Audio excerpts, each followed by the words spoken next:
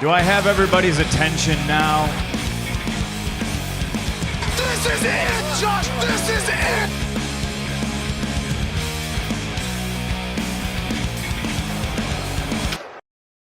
Hey guys, it's WrestlePoint here. It's September 3rd, 2021. It's a Friday night, and we are doing our predictions for All Out 2021. And oh boy, some people will have some hot takes, some people will have some cold takes. So let's go ahead and get into it. Eric, go ahead and start us off.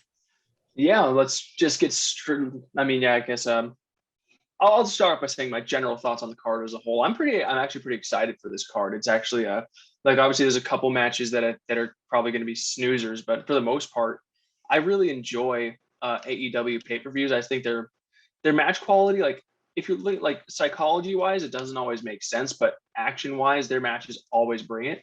And there's a handful of matches on this card I'm really, really excited for. I'm as well. Like, I don't know if AEW has an equivalent to WrestleMania. I don't know if this. I heard when I asked this question, I heard it was Revolution. Yeah, I was gonna say, I think okay. yeah, I think Revolution is their equivalent to WrestleMania. Okay.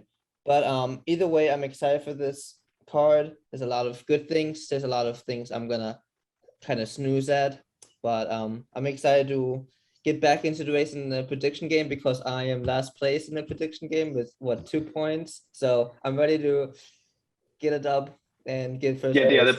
The prediction before we get into the card, the prediction game right now. So we only have predictions for SummerSlam, and right now I'm in first with 9. I'm just giving 1 point per correct answer. So I'm in first with 9 points. Cody has 8 points. Dom has 7 points. For now. So that for now. This is where you can make them ground because I'm like the least familiar with AEW. Yeah. But I am excited for the card just because AEW is not like WWE. They don't have a pay-per-view every month. They don't have like when they have pay-per-views, they really have to bring it in order to keep that fan base going. But I also think I think it's being a little overhyped. Like I was listening to an interview with Tony Khan. Tony Khan says this is the most stacked card in the last 20 years. I don't know about that. I don't know. They always that. they always say stupid stuff like that. That's a bit much. That's a bit much. I can find you like at least probably like 10 cards that are better than this card. Yeah, they always say stupid things like that. That's how they try to promote their stuff. Like when they had Allin a few years ago, they said like All-In was the best pay-per-view of all time. It's like shut the hell up. It's good, like it was good, but let's not get. I would say Revolution is even better. This year, what was it? 2020 Revolution was really good. I think that one was even better. Or was it 21? Yeah, they have good pay-per-views. It was they 20. You're thinking of the Omega. No, I'm thinking of the Moxley title win. That was Revolution 2020. That was really good. I think. With the Young Bucks against. No, I think it was 2019. Because Moxley held for a long time, and Kenny's been. Moxley, oh well, that's not important. Not important. 2020 was the tag team match of the year. Yes. Yeah. And then you had Moxley. Yeah. Chris. Yeah, that was good. Okay, so let's just start. Yeah, anyway, let's just get right into it. So I'm gonna say before we even get into the matches on the card, there is one match that was on the card that was taken off, and I was super bummed because it was Andrade El Idolo versus Pac. And do we actually know why that match got pulled off? Was it ever said why?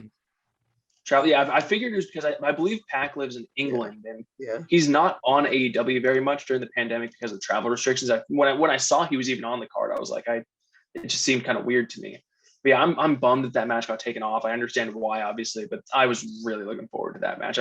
Pac's one of my absolute favorite guys in the business, and I hate not being able to see him on weekly TV. So I just counted down the days till I can see him again. We'll get it eventually. We'll get that match. Yeah, we'll get it eventually. So anyway, so the first match, it's actually listed. We actually have, unlike WWE, they've actually advertised the match that's going to be on the pre-show.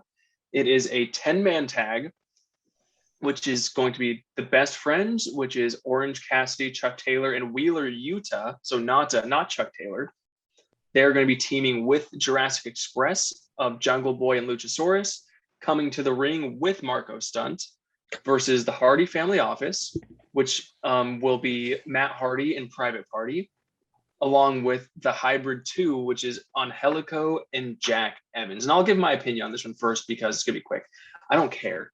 Yeah, we my pick for the match is obviously going to be the Best Friends and Jurassic Express. There, I just don't think they're going to win. The Jurassic Express are the tag team that they love to push until. Oh wait, I got it wrong by the way. Best Friends is actually it's Orange Cassidy, Chuck Taylor, and Wheeler Yuta. So it's everyone but Trent. There's no Trent. Yeah, I think Trent I is said the no one Chuck hurt, Taylor. I think. Yeah, Trent's the one that. Yeah, I think I think I said no Chuck Taylor, but there's no Trent.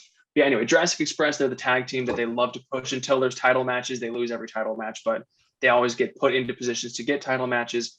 The Hardy Family Office wins no matches, and they're kind of a joke, which is a shame because I love Private Party. But I think this match is going to be fun. I think there's going to be a lot of. It's going to be the same thing with a lot of these multi-man AEW matches. It's going to be really fun. It's going to be really fast. Lots of high spots. Lots of really exciting near falls, and the baby faces I believe, are going to win.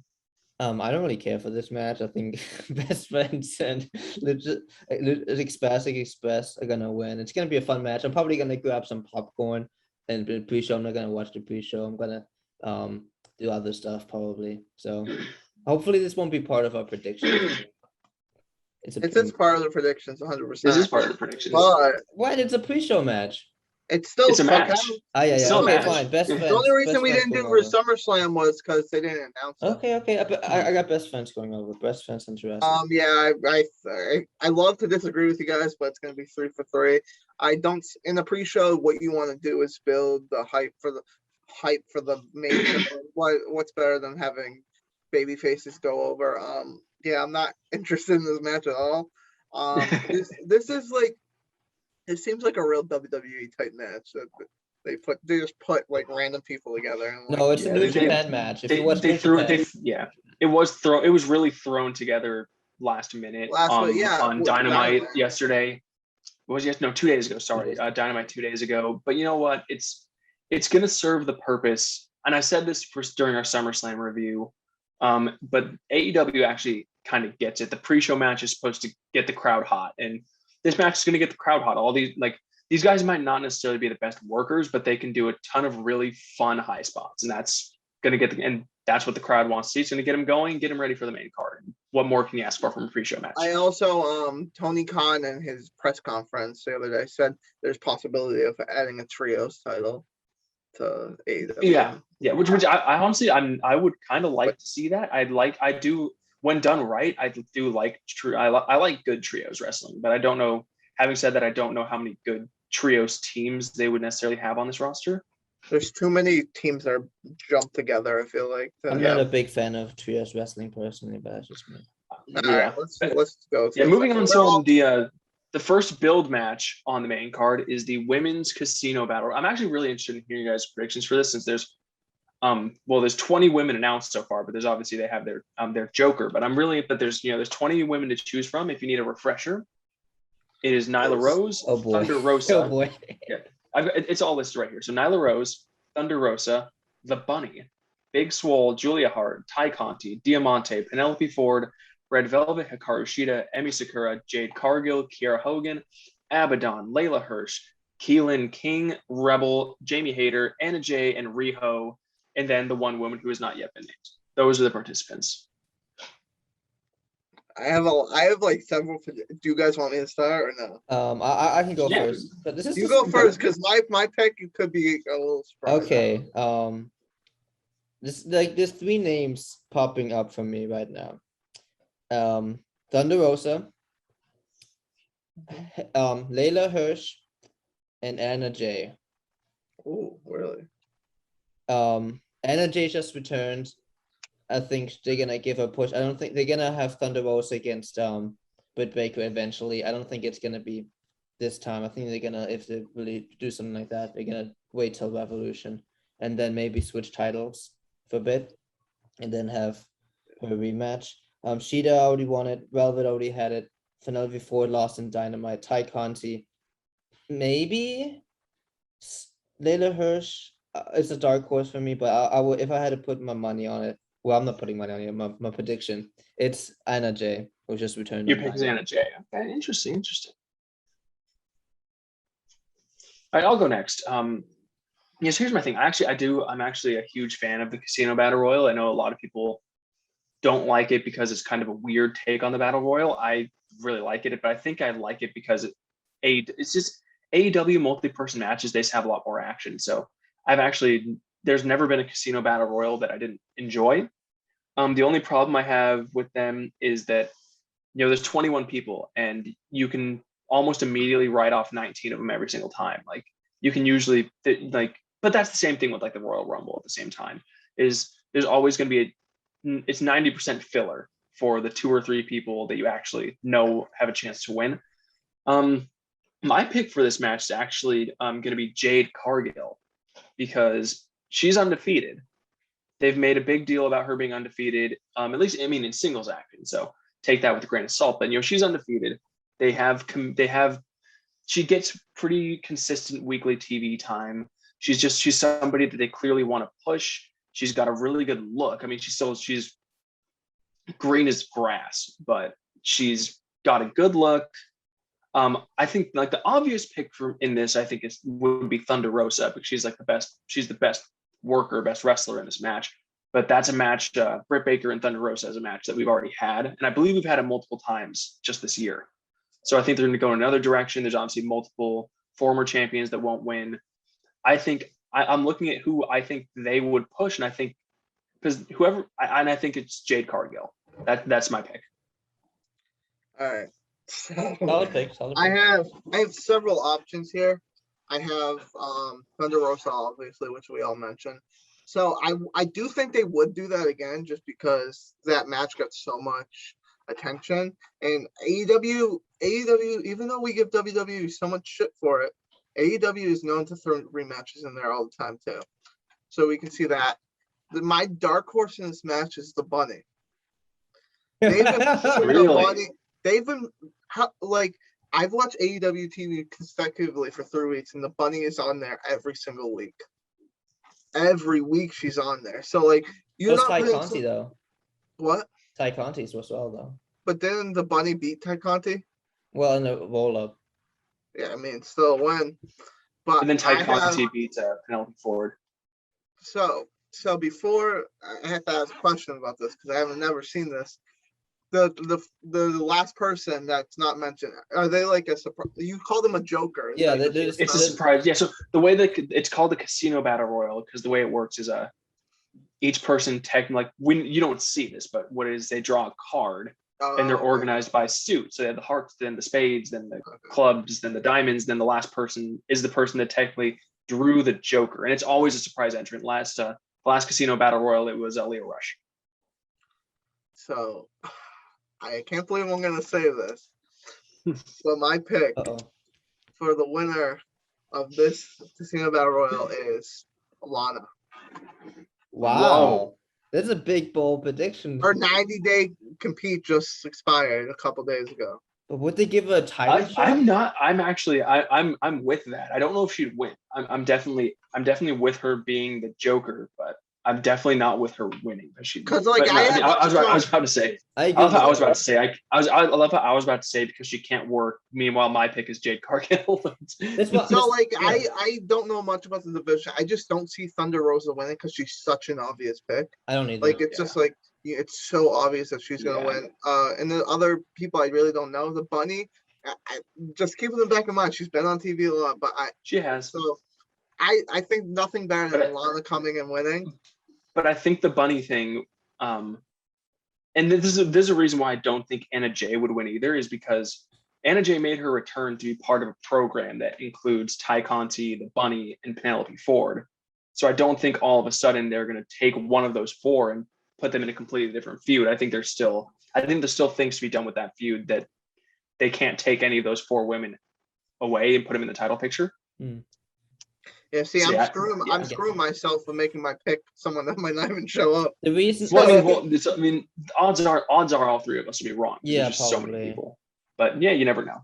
I'm moving right along. So the next filled match on the card is Jon Moxley versus the chairman of the Bread Club, Satoshi Kojima. I'm gonna start. Let's start with Dom. Dom's the most excited for this match. Well, I love Kojima is cool. Kojima has good matches. In my opinion, still. Cody, the camera turned off. Yeah, I know I turned it off. This match is Jon Moxley gonna be winning. I think we all can agree with that. It's gonna be a fun, hard-hitting match. I'm excited to have Cody watch Kojima for the first time because Kojima is an old timer, but he still can go. He had a great match against who was it? Hideo Itami. What's his Kenta. Kenta. That's what it was. I don't know why I thought of the WWE name, but he had a great match against Kenta at Wrestle Kingdom earlier this year. John Moxley's gonna win. It's gonna be a good match. Yeah, that's all there is to it. I'll go next. Oh no, yeah, go ahead. Yeah, go, okay, I'll go. Yeah, John Moxley's obviously winning, and I think Satoshi Kojima, yeah, he does have good matches, but you know who has? I'm just gonna be straight up. You know who's never had a good match in his career? John Moxley. I've hated I don't like it. I don't like his matches at all. Wow. So I think it's real, and the thing is, it's AEW, so it's there. I think when you can either have a Satoshi Kojima match or a John Moxley match in an AEW ring, they're going to have John Moxley match. So I think it's just going to be a lot of sloppy brawling outside, like out of the ring. And there's an audience for that. There are people that love that more hardcore style. It just happens to not be for me. So I shouldn't have said he's never had a good match. He's never had a match that that's like my taste. But he's going to win. John Moxley is definitely going to win this match. There's no point in it. I honestly don't. I understand that it's cool to have people like Satoshi Kojima come back for matches. I just don't see really the point for it. I think I understand they want to keep the relationship with New Japan, but I think it's just really random because, you know, John Moxley, he has this match with Satoshi Kojima that hasn't been built up very much because John Moxley also been kind of had his foot in the door with the 2.0 feuds. They jumped him. It's like, I feel like bringing back these New Japan people for one-off matches, I think just puts John Moxley in like booking purgatory. Like I don't know what a win here really does for him, but he's gonna win, and the match will probably, to be honest. And people will like the match. I probably won't. It should have been Tanahashi, to be honest. So I don't know anything about this guy. What's his name? Satoshi Kojima. I'm not even gonna. You can just call him the Bread Man. The Bread Man. Okay. So I actually I was surprised that Eric said that, but I'm not disagreeing with you fully. I don't think John Moxley is a good wrestler. I think he's a good brawler. I don't think he's a good wrestler. But the Shield is my favorite thing to ever happen. Since the Attitude Era. But I just don't think he. So I think this is a product of AEW saying, oh, wait, our pay-per-view's in 2 weeks and one of our main stars is not in a match. Let's call New Japan. Let's see if they can have something. And I'm this might be one of the matches I'm least interested in seeing. But I agree with you guys. John Moxley's going to win. Why would you have John Moxley lose in this scenario? Unless someone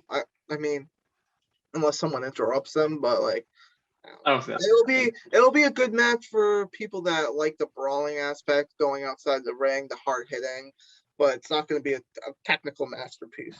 Before we head on, I just wanted to make a point about John Moxley. I kind of agree with you. I don't think he's a great technical wrestler. I think he's just in the wrong time period of wrestling. I think in the 90s he would have been perfect.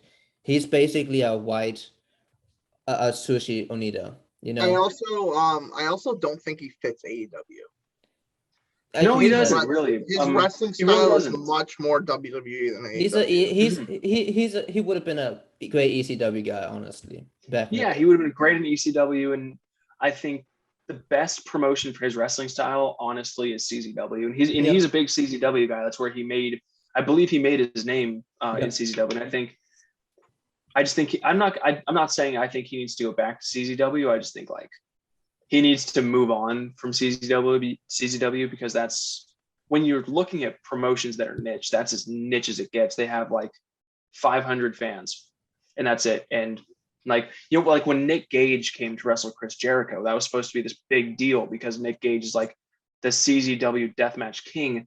And the crowd no one knew who the hell he was. It's because that's about as niche as it gets. So I think John Moxley's wrestling style, just as niche. I honestly don't think, I've never talked to anybody that thinks that John Moxley has good matches. He delivers great promos, but his matches are just boring. I mean, the Shield matches I've always enjoyed. When he's a single, his singles matches are boring. Moving right along. Moving right along. The match that I might be least interested in, Paul White versus QT Marshall, who will be coming to the ring with the Factory, which is Aaron Solo and Nick Comoroto. Paul White's I'll winning. start. Yeah. Paul White next. Yeah, next. Paul White's winning. Cool. I'm not interested. Yeah, in yeah, this. I'm not Actually, either. when I said I'm not interested in John Moxley match, I'm not interested in this match. I'm probably going to go to the bathroom. I'm going to eat dinner during this match. I'm only mildly interested in this match because it's been a while since I've seen Paul White wrestle, and I'm just interested in seeing how much he can really go. So when I say that I have very little interest, that interest is seeing how long the match is going to go. So it's going to go. I think it's going to be really short. Like as soon as this match hits like 3 minutes, I think it's going to go just downhill. Oh, I also have a take on Paul White. He throws the worst punches in the world, which is crazy because his finishers It's punch. so bad. He's almost as bad as Shane McMahon. And that's saying something. Yeah. Shane McMahon can't. Yes, and the other thing about this match that I have a very that's kind of drawing me to it even a little bit is what's Billy Gunn going to do in this match? He's going to do something. They didn't turn him heel against Paul White on Dynamite for nothing. He's going to be in the match somehow. But I don't. But having said that, I think that's mostly going to. I think that mostly is just going to serve as a. You guys think Paul White's going to win, but maybe QT Marshall's going to win. No one thinks QT Marshall's going to win. But anyway, next match. Wait, no, Chris Jericho. What was your prediction? I picked Paul White. Okay. Eric, what did you pick? Didn't you all? I thought I picked Paul White. Didn't I you don't all think say? I Dom thought you all won. said Paul White. I don't think Dom said anything. So. I Dom, did you not go? I said Paul's gonna win. Oh, okay. Sorry. Yeah, you guys both just said it like right back to Yeah, back. we said Yeah, so immediately. we're all picking.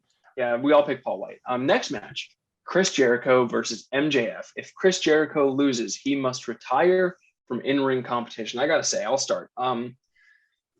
I was never really looking forward to this match as far as like looking for a quality match because Chris Jericho just doesn't really bring it as much as he used to in the ring. But I was looking forward to it in like the payoff of MJF is finally just going to put him down for good, and this year and a half long feud can finally be done. And then they put the stipulation on it. And same thing with the Roman Reigns John Cena match at SummerSlam. The stipulation really took me out of the whole thing because I think it not only telegraphed that. Well, my pick obviously for this match is Jericho. I think it not only telegraphed that Jericho is going to win, but that also telegraphs that the wrong person is going to win because even though MJF already has 3 wins over Jericho, he still needs this win. He needs to be, because this is definitely going to be the last match that these two have. So this is like the winner of this match wins the feud. MJF needs to win this feud. And unfortunately, I just don't think I think Jericho wins. And I think, as is the story with MJF's entire career with AEW, he can never hold on to his heat. And I think it's a damn shame. I hope I'm wrong. I'm pulling for MJF, but I think it's going to be Jericho. All right, Dom, you can go. This match and another match coming up are the ones I'm very, very on the fence about. And I feel like I'm going to predict them wrong, but I must say MJF wins in this one. And It's not a bad pick. It's not like MJF. It's not a bad pick because it makes so much more sense for him to win than Chris Jericho. It's like if there was no stipulation on this, I would have picked MJF. I know. I the stipulation. Yeah, I think the stipulation just completely skews this to Jericho. But I feel like some stipulations. I hope I'm wrong. I mean, I some really hope I'm wrong. stipulations just don't matter too much in the pro wrestling. It's not like a big set rule. I can refer back to some WWE stuff when if the Nexus stuff. Remember the John Cena stipulations with the Nexus stuff that never worked out. Yeah. Or like CM Punk leaving for like I think stipulations are like trying to throw us off a bit. I really hope that's the case. Like I said, I really, really hope I'm wrong. I just don't think Chris Jericho will be like, okay, if this is and that's the thing. Another question for me, is this the end of Pinnacle versus Inner Circle? And part of me says I think no. Pinnacle Inner Circle is kind of, as far as it being like the whole faction versus the whole faction, I think they've really taken a lot of they've really slowed the momentum of that whole thing. They've really cooled that feud off and kind of made it more about Jericho versus MJF. You can say that big picture. You can say big picture since they're the leaders of factions that this represents Pinnacle versus Inner Circle. But I think in the big picture. But do we I think that feud's FTR kind and of dead. Santana and Ortiz are gonna rematch? Because they might, because I mean, of that finish. but I think they will because they have a rubber match to have. But I don't think that just because they're the tag team of the Pinnacle versus the tag team of the Inner Circle, I don't. Their issues right now don't seem to be the same issues of Pinnacle versus Inner Circle. Fair enough. But yeah, I think if the last match as we predict, I don't think Chris Jericho's the kind of guy who be like, hey, let me get over. I think he would put MJF over each time, and I think that. And then with the whole other promotion stuff, I think they can work with that, and that's why they maybe put that. So I'm gonna have MJF go over in this one. I do like that. I do like that pick, but I just yeah.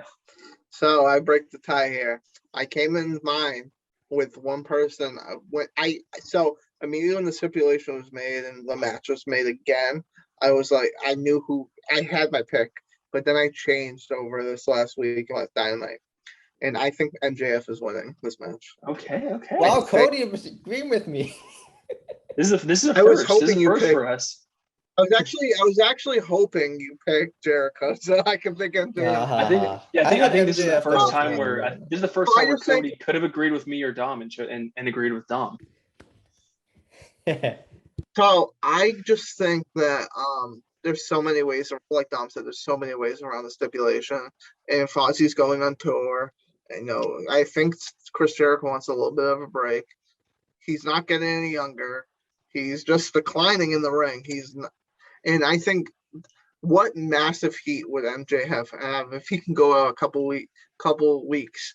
Oh, I'm the one who retired Jericho, and go about that, and then eventually you'll have another match with them, and then Jericho will win that one. But I do think I'm picking MJF for this match. Hopefully, I hope I'm right because I don't want Jericho to win. I want Jericho off my screen for a little while at least. Fair enough. Yeah, I hope you guys are right, like I said, but I don't know, because on Wikipedia it doesn't say, like Dom, you said the thing about the other promotions, like he could wrestle on Impact, but this doesn't say he must retire. Well, Wikipedia is a fan made. It says in ring, I guess, but usually the companies make. Yeah, sure it was worded. It was worded like he can't compete in AEW. Yeah, it says, but yeah, like this says on Wikipedia. I mean, take it with a grain of salt. It says in ring competition, and the promo that Jericho cuts on Dynamite didn't make it sound like just AEW. He was saying like, if I lose, thank you guys so much for helping me live my dream. Doesn't sound like and maybe the thing is he loses, and then on Dynamite they find a loophole, and he's like, oh my god, I can wrestle for Impact still. Maybe that's it. I don't know. What I think ends up happening is Jericho loses, and then Jericho's done commentary full time. And then Jericho ends up screwing MJF a couple matches, and MJF will challenge him to a rematch, and Jericho. That's crap like that. In pro wrestling, no one really ever stays retired. I mean, you guys are slowly talking me to MJF, but I've already written it down. I'm picking. You gotta keep it now. I'm not switching. I'm not switching. Let's catch up. Yeah, don't worry. I'm not switching. I'm not going to be that guy. But then so the next match is the match that I'm actually. It's odd because I closed our Dynamite review by saying how I think the Young Bucks are really overrated, but the next match is the match that I'm actually most excited to see, and it's the tag team championship of the Young Bucks versus the Lucha Brothers, and I'll tell you why I'm looking forward to it given what I said about the Young Bucks. Wait, did you skip number 6? Oh, I did. Oh, I'm sorry, I did skip it. Okay. Should we just go with this once it's already said it, or let's go Young Bucks and then go back? Yeah, let's go. Yeah, my bad. I did skip one. So the reason, even though I said and maintained that I think the Bucks are really overrated, I think they're overrated as wrestlers, but not performers, if that makes sense. They're obviously really good in-ring performers as far as they do really good high spots. They're fast. They're athletic. They do all the fun stuff. I think they're overrated. When people say they're the best tag team in the world, I think that's just unbelievably ridiculous because when you take the whole, they're not good. They're not very good technical wrestlers. I think their character work is pretty bad, and they can't lay out a match to save their lives. Having said that, we've seen the Young Bucks and the Lucha Brothers in the ring together. They have really fun, really exciting matches, and that's why you're not watching these two teams because you want to see a technical masterpiece. You're seeing it because you want to see these guys do moves that should kill each other, but then have them still come up and go for another 20 minutes, and that's just to have the kind of the Street Fighter match, which is it's not necessarily my favorite type of match, but like, hey, I'm all for it. It's fun. There's going to be a ton of super kicks. There's going to be destroyers off of ladders through tables. There's going to be it's I don't know. I'm looking forward to it because not for like telling a good story in the ring or being good technically. I'm looking forward to I think every match needs like a fun car crash. And I think that's what this is going to be. And my pick for this match is actually going to be the Lucha Brothers. I think the Lucha Brothers win this match. I think for multiple reasons. Cody, your face tells me that you're picking the Lucha Brothers and you want to be the only one, but but I'm picking the Lucha Brothers for the number one reason is because of the angle at the end of Dynamite. I think they can't possibly beat the Lucha Brothers after beating the ever living shit out of them on Dynamite. I think that's a huge swerve angle, and if they beat them, even with all the interference that there's probably still going to be, I think beating them after that angle just completely buries them, and they're too smart to do that. And then also, in the big picture of the tag team division, if the Young Bucks win, they've kind of beaten everybody. And the tag team division is just going to get really stagnant if the Bucks keep the title. So I think the Lucha Brothers have to win just to make things a little more interesting and get some new matchups in there. So my pick is the Lucha Brothers. All right, I'll go next. Okay. I'm also picking the Lucha Brothers. Now, the thing that really got to me is I was thinking, like, the Lucha Brothers just went through a tournament to get this chance to fight the Young Bucks. You don't have this team go against your other great tag teams on your roster and then just lose. So I think that was my main thing. And I do think the Young Bucks need something else to do. I think I'm really I hate the Good Brothers, so I hope they can go away. I can't stand them. I think they're overrated. I think they're very overrated. They're in the Nia Jax category for wrestling. Oh boy. Especially Carl. I was gonna make a Nia Jax reference in a later match, but beat me to it. But so yeah, that's my prediction. I think this is gonna be an incredible match. Quite possibly will be the match of the night. And I have someone jumping off the steel cage.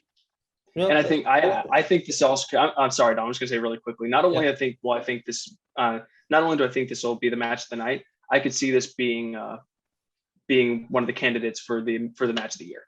Oh, good. WWE or just AEW? Just the Wrestling Observer newsletter end of year awards. Okay.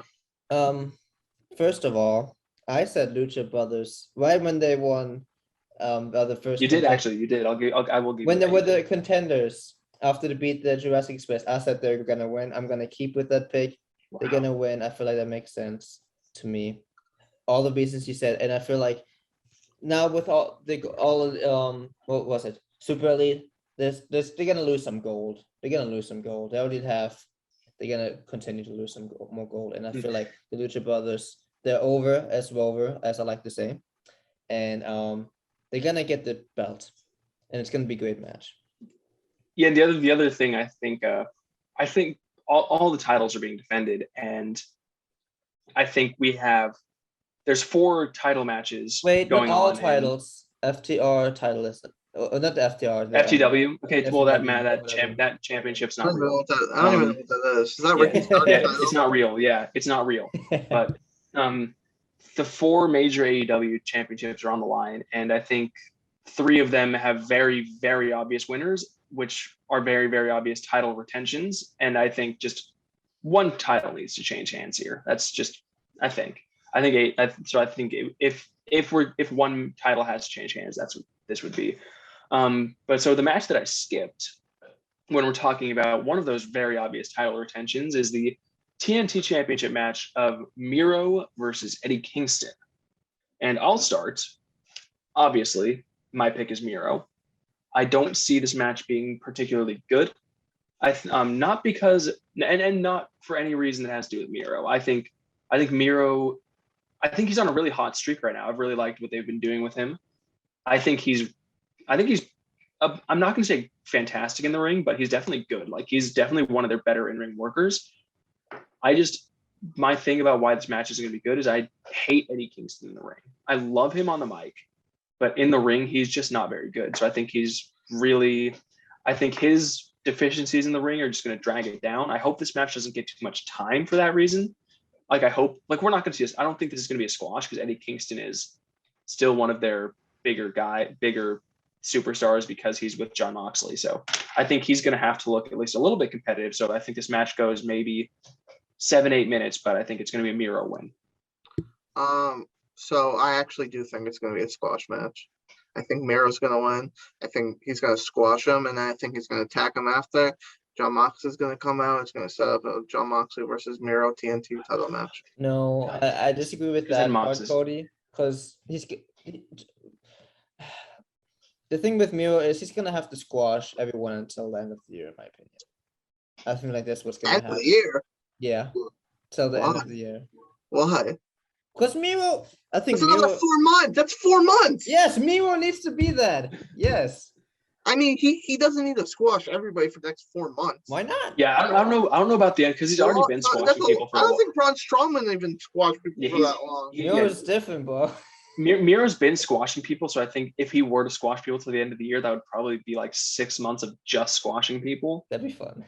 So I don't necessarily think end of the year, but I definitely agree that he should be squashing people for a little bit longer. I just don't know if Eddie Kingston's the guy that they're going to squash. Okay. Maybe over the year, it's a little bit overreaction. We'll see if that actually happens. If it does, I'll claim that one. It is an overreaction. Okay, but I think I shouldn't go. I think the next feud after this shouldn't be competitive at all either. Moxley shouldn't feud with them now. So he's gonna, but because Moxley would beat him, and it's not time for that. Exactly. Eddie Kingston's gonna get squashed, so I have Miro winning. All right. So it's gonna be a squash, and there it goes.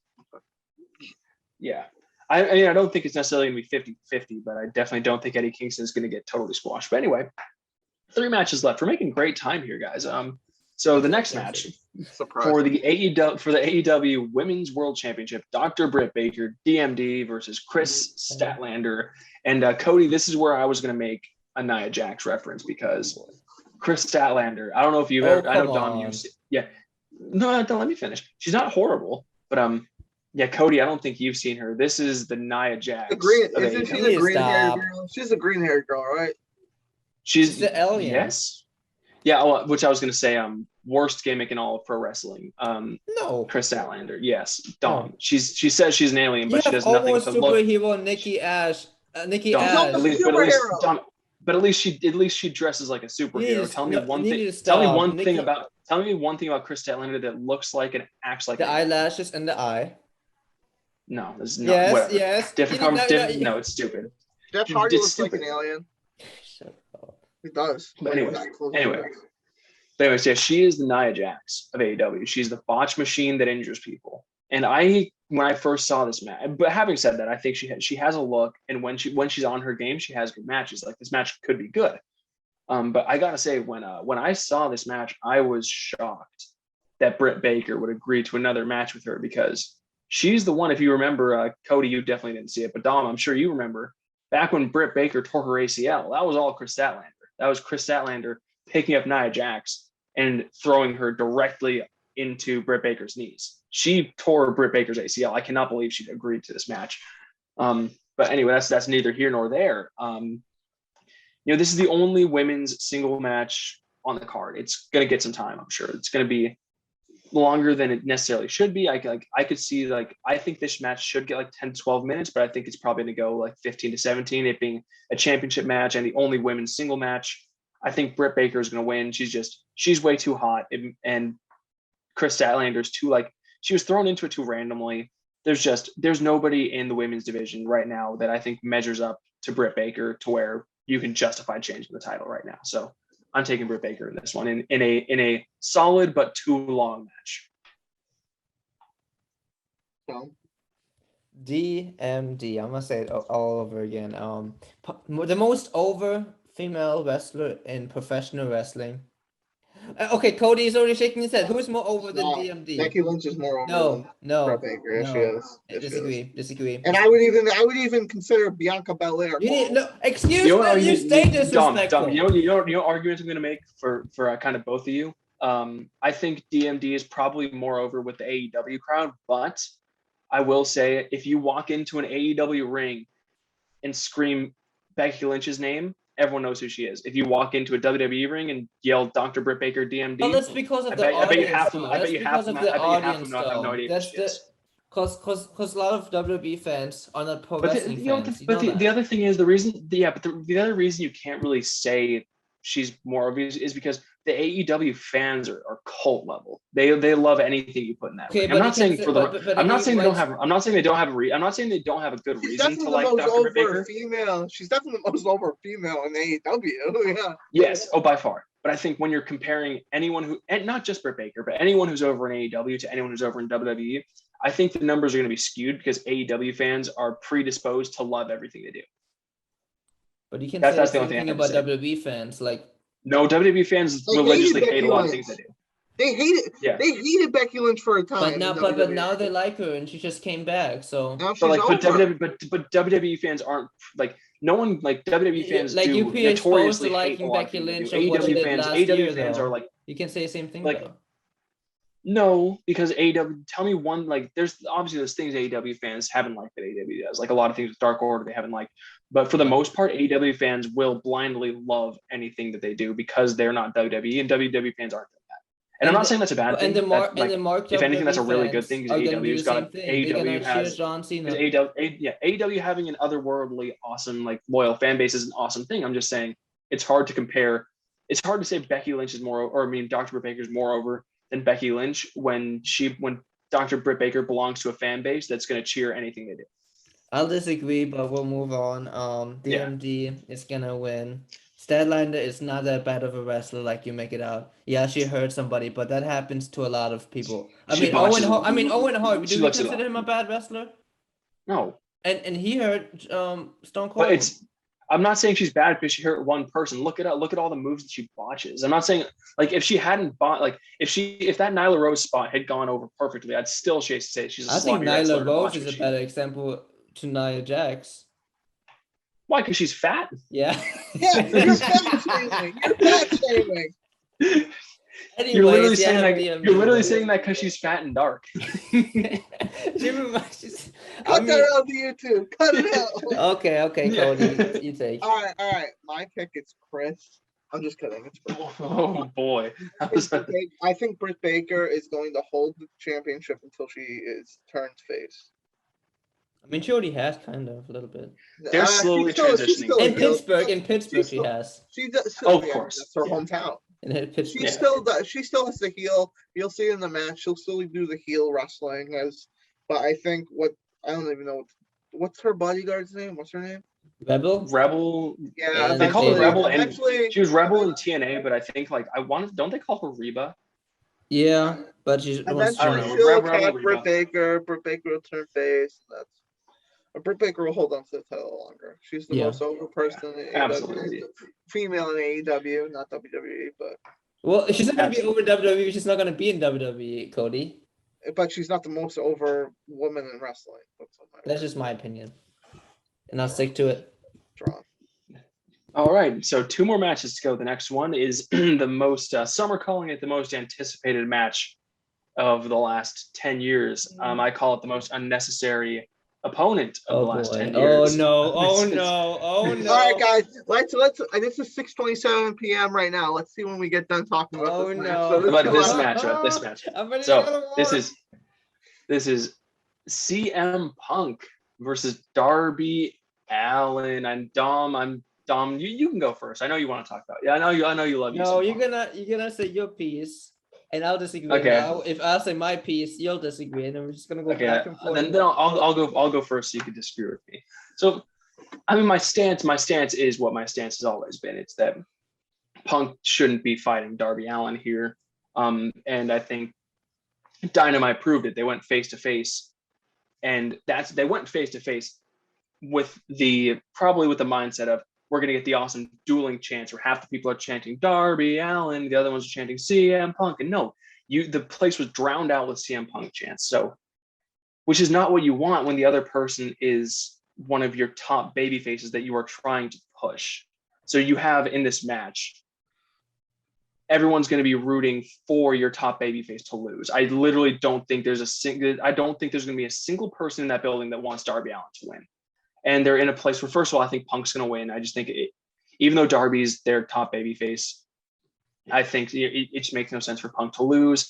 And Punk's the type of opponent where he's got so much high, even though in the ring in his career, he's never been pushed as like a world beater where like, I don't think there's ever been a point in his career where a loss to Punk doesn't hurt your credit. Not that he's bad. I'm not trying to say anything like negative about him. I'm just saying like he doesn't have the credibility of like a Goldberg in his prime where you lose to Goldberg. Okay, well, yeah, it's fucking Goldberg. Of course you're going to lose, and it doesn't hurt your credibility. I think he's just one of those guys where you're not going to look at Darby Allin the same because he loses to CM Punk. Not because Punk isn't great, but that Punk just, he's not over because he's a world beater. He's over because of who he is and his character. Agree. So I think, again, I think the match is going to be interesting. I don't know how good this match is going to be because I don't know how rusty Punk's going to be. I think Darby Allin's fun. He's fun to watch in the ring because he's really like the way he bumps around the ring is really, really cool. So I think this match I'm going to say it has potential. I'm not going to say whether I think it's going to be good or bad because it all really depends on the ring rust on Punk. But yeah, I think Punk's going to win. I think I think his momentum is going to take a huge hit in this one, but they'll build. It won't stop them from building him back up, which is good. But yeah, I again just can't get over how I think Darby Allin's just a totally wrong opponent. All right. I'm gonna say this one more time. I think I talked about this our last AEW Dynamite review. I'm gonna make several points here. Okay, should I even write it on my little whiteboard to make the points for you? Anyways, Whatever you want to do.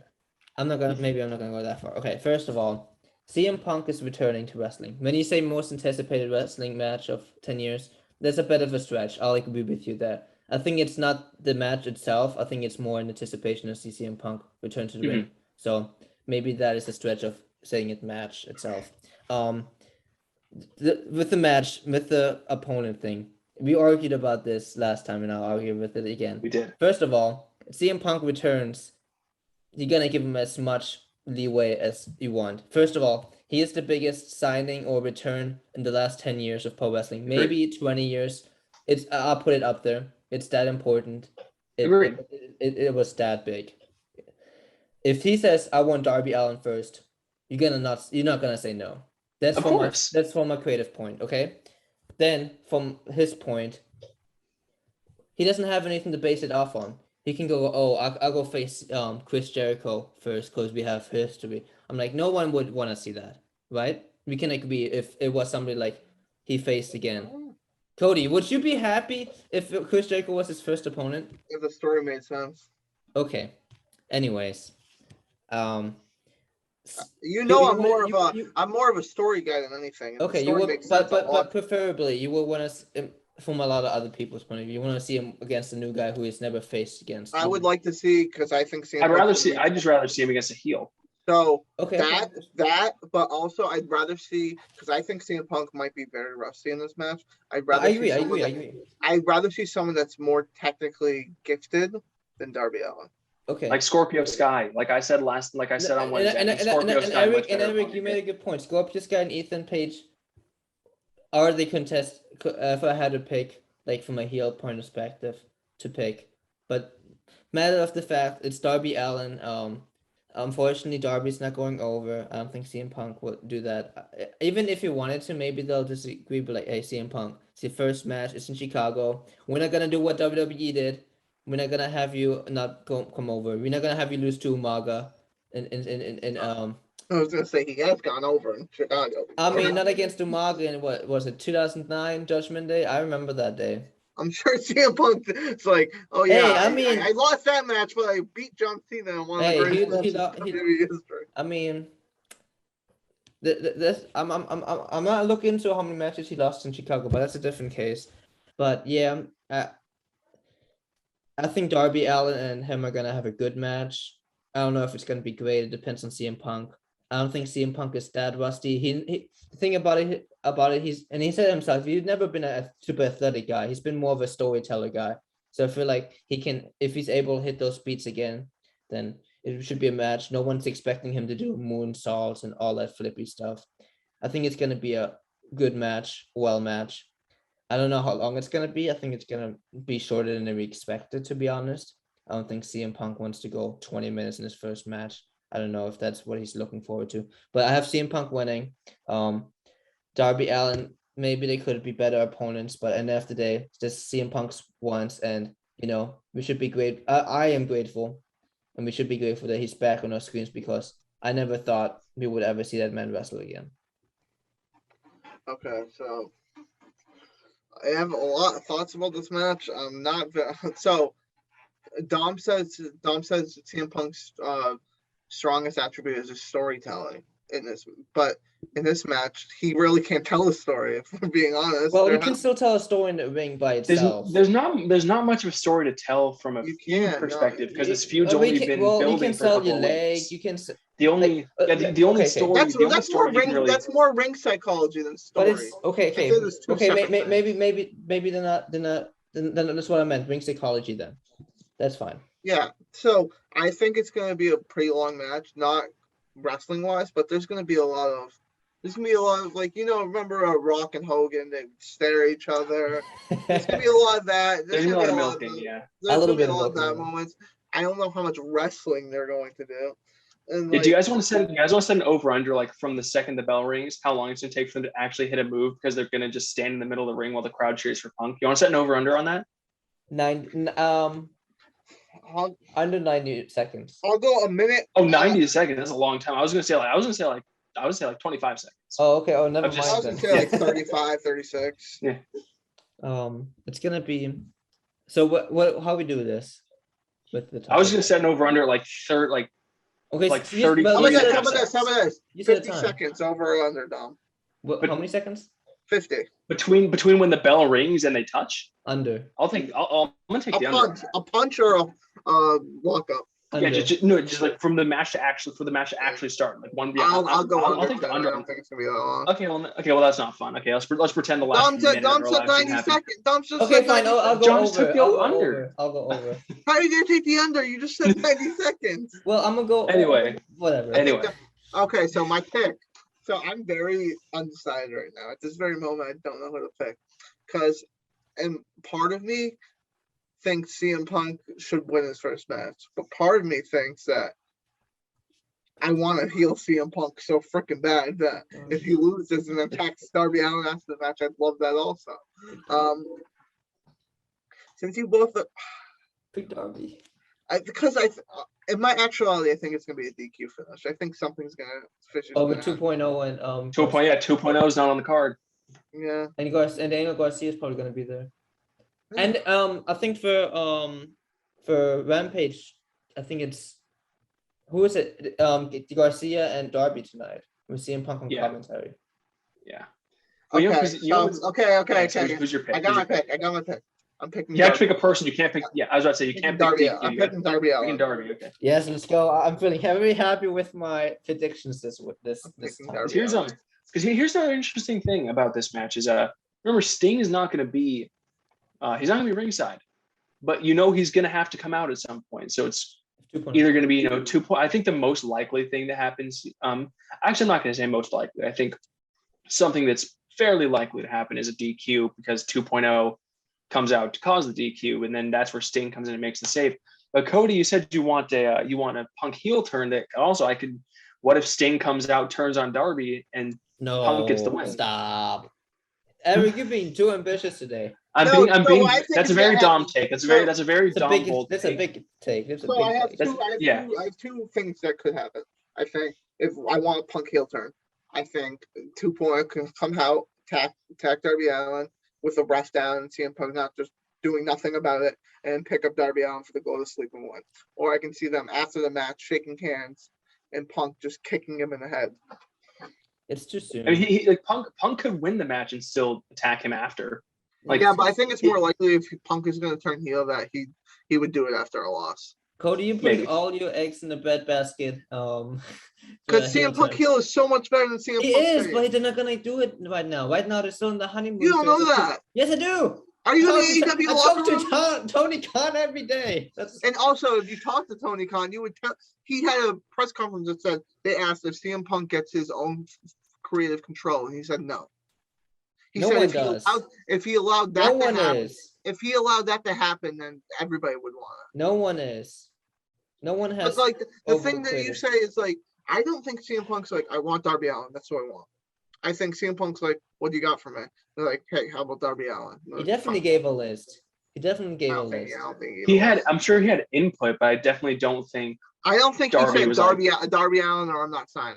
Okay, maybe Yeah. no. Okay, I wouldn't go that far, but he definitely had like a say in what his first opponent is. I'm sure CM Punk. I'm sure he had input. I'm But anyway, sure we the could- we ego on could- him was to pick Kenny Omega. Yeah, championship. we're already. So Okay, so anyway, so we're already. We've reached the 12-minute mark of just this match. Well, So yeah. let's predicted. move on to the last match. It's for the AEW World Championship. It's Kenny Omega versus Christian Cage. I'm going to start because I think we're all picking the same person here. I'm just going to start because I don't have a lot to say because, not gonna lie, I'm not super looking forward to this match because we had obviously it's going to be a different match, but we just had this matchup for granted a different championship. We just had this match for a world championship on Rampage 3 weeks ago, and I'm really not about rematches. So the match is going to be good, obviously, because it's Kenny Omega and Christian Cage. They can both work. They can both work. They've got pretty good chemistry. It's going to be a good match. It's just like I've seen it. So I mean, it's going to be different. It's probably going to be a more clean finish. Even though the Super Elite's going to interfere any chance they get. But I'm just it's going to be a perfectly fine match. I'm just not super excited for it. Kenny Omega wins. I love Kush. I just want to point out I love Christian's old WWF theme song when he first split up. That's all I wanted to say. Kenny's winning. It's gonna be a great match. I'm really excited. I'm excited to see the match quality, not the result itself, if that makes sense. But how good the match will be, because I feel like if I had to pick, this is match of the night for me. Will Really? be. I don't know. I haven't seen it yet, so But Yeah, I mean, you haven't seen it, dude. I mean, What are you doing? not the all out one. I've seen the Rampage one. I'm also picking Kenny Omega. I think this is a shoe-in. I don't think it's gonna be match of the night. I don't know. I don't really like this match, if I'm being honest. Did you watch I the get Rampage it. one? What? Did you watch the Rampage match between them? Yeah, I watched it back, but like, yeah, it was a good match, but like, why are we getting it 3 weeks later? It's the same match. Because it's it's supposed to be intriguing that Christian beat him once, and you think he might just beat him again, even though he's not going to beat him again. I think Kenny's going to win. I think at the end of the night, they're going to attack him. Hangman Page is going to come out. It's going to set up Hangman Page versus Kenny for the next pay-per-view. Has it been a month yet for Adam? Yeah. I No feel idea. like so. No idea. I have to. Okay. Yeah. Why is that Yeah, I the think thing? here's my Well, not necessarily. my- I'm just considering. Yeah, but here's my thing with Christian Cage in general in AEW. I think, and this is not an indictment of him. I'll preface it by saying I think he's really good, but I think he's kind of been a victim of hype, because remember when they signed him before he was announced, they said we have a Hall of Fame level signing. And do you guys remember the two big names that were floating around the speculation? Big Show? No, Same. It was Brock Lesnar, and CM Punk. we got one of those. But at the time, when everyone's thinking that you're getting one of those two gigantic names, we were on a call watching this. I was kind of disappointed to see it be Christian Cage, not because he's bad, again, I was surprised. because he's fantastic, but it felt like a lot of build and a big drum roll. It felt like a big drum roll for. He's never been like as good as he is. Let's be honest. Has he ever been a big star? TNA. Has he? TNA. Okay. In that one promotion nobody watches, but I mean, it like- had some good. It was. I mean, pretty- yeah, I know what you're saying. In WWE, he was always the second guy. yeah. So like It's what okay. I'm getting at. Yeah. So what I'm getting at here is it makes it hard for I think that's kind of carried over through his whole AEW run is people don't really seem super interested in what he's doing. It's just more, I think they've more been banking on the hype of this is Christian Cage. And I think they've really misjudged how big of a deal people think Christian Cage is. Because they announced him as this Hall of Fame level signing. Seemed like they were convinced he was going to be super over, massive AEW star, and he feels like just another. He feels kind of like just another member of the roster, just an upper mid card guy. I get that. I would agree because I don't think he's over at all. I don't think people really react. I don't think he gets that much reaction. He got a reaction when he won the title. But I don't know if that's himself. That's a title change, so you get a reaction. Title change, title change is naturally gonna pop. But I agree. I don't see him as like a baby face over guy. I see him as like a worker. Like he'll be the kind of guy to go out there and put on great matches. Something he did like for WWF. You know, he didn't expect him to go out and like people were chanting, "Yeah, Christian," even though he was doing great work, really great work. I think people just expecting a good match out of him. So yeah, but I think I think this is kind of his ceiling, and like he's gonna at some point in his AEW career. At some point in his AEW career, I'm sure he'll have the AEW title. But like I think this is really his ceiling. He'll win all of his matches against mid card guys. He'll get some momentum towards the title match, and then he'll just lose the title match. I think that's really. I'll argue this: you do need some upper card guys. So I will say this. I'll also say this. This might be a bold take, but I don't think Christian's that great of a wrestler. I disagree. I think he's a good worker. But he's not like when Dom says he's gonna have great matches. I don't he's gonna have great matches with great wrestlers like Kenny Omega. But that's with a lot of wrestlers, though. What? It's a two-way dance. You can't. He's clean. But I'm saying if he's wrestling someone that's the same level that I think he is, it's not going to be a great match. Okay. I'll dispute this. But when's the last time Kenny Omega had a bad pay-per-view match? Nope. The John Moxley match? That wasn't that bad. See, so Kenny Omega's that type of guy that he's Roman Reigns. Roman Reigns brings to every pay-per-view, and he has great matches no matter who's you. It used to be different. Well, now, yeah, but that's what I'm saying. But I don't think Christian's that type of guy to say, "Wow, he's gonna have a great match. I'm excited to see him." Unless he's Christian's not. He's not gonna have great matches. But I think the big thing with him is he's also not gonna have. He's not gonna have bad matches unless he's a really bad wrestler. He's not gonna have a bad match because he is clean. He doesn't. The big thing with Christian is he is just a super clean worker. He doesn't his timing is really good. He doesn't fuck things up, and I think that's why you want someone like Christian. But my big point with this was he's been a victim of, he was hyped up as this huge signing, and then you see just kind of regular old Christian Cage, and I think they've already even established kind of after this pay-per-view, I think it's really his ceiling is going to even be established, that he is just kind of I don't want to say jobber to the stars. He's like slightly above jobber to the stars. He'll beat all of those mid-card guys, but then he'll lose to the main eventers. I think that's his ceiling. Top guy jobber. Impact also has to get their crap together and grow a backbone.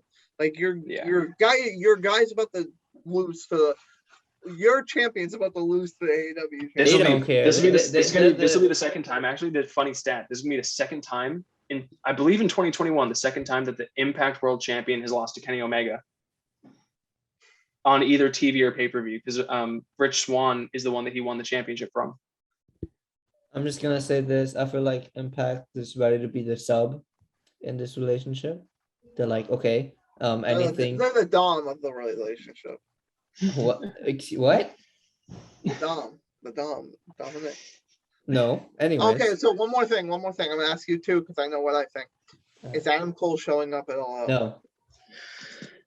I think Bryan Danielson's showing up. No. I don't think so either. No. That's heavier. Bryan Danielson's heavily rumored. But Arthur Ashe show. Yeah, he's rumored for the Arthur Ashe. That's been confirmed. He's rumored for the what? Arthur Ashe show. Arthur Ashe. In September. Because at first I thought they had released his 90-day whatever. I thought they released the date September 22nd, but Brian doesn't have a clause because he didn't get released. Yeah, so I think I was confusing September 22nd with Survivor Season 43. What's Buddy Murphy's thing? He's a free agent.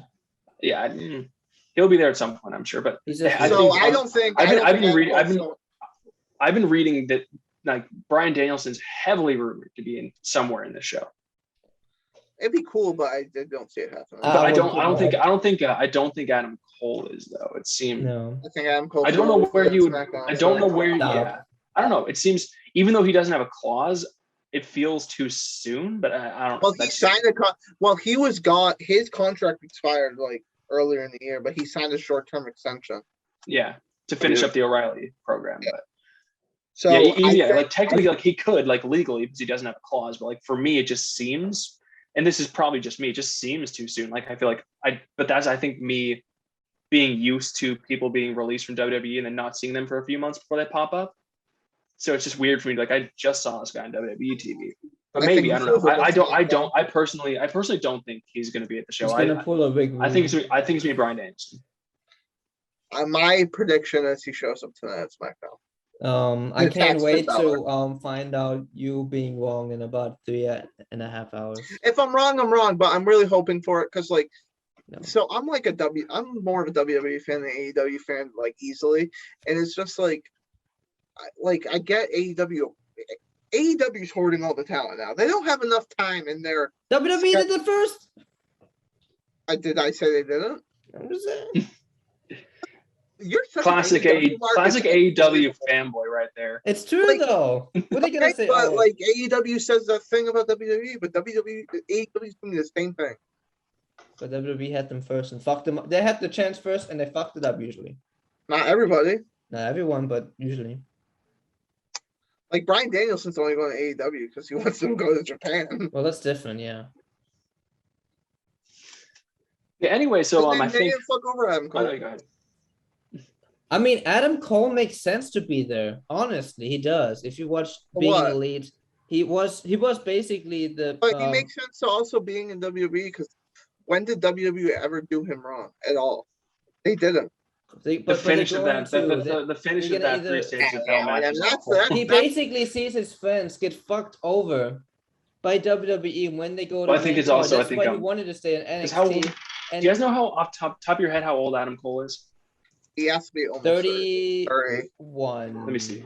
He's 32. So this is why. So close. This is why a lot of those guys, Tommaso Ciampa and Johnny Gargano, have been in NXT for a long time. They were actually offered, I believe last year, maybe the year before, they were offered spots on the main roster, and they were supposed to like be there, and they outright refused.